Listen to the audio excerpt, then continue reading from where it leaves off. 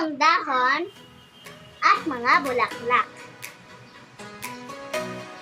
Glue, Scotch tape, tali kasi wala po akong sinulit. Buncher o batunas, plastic cover, Crayola, at matigas na papel.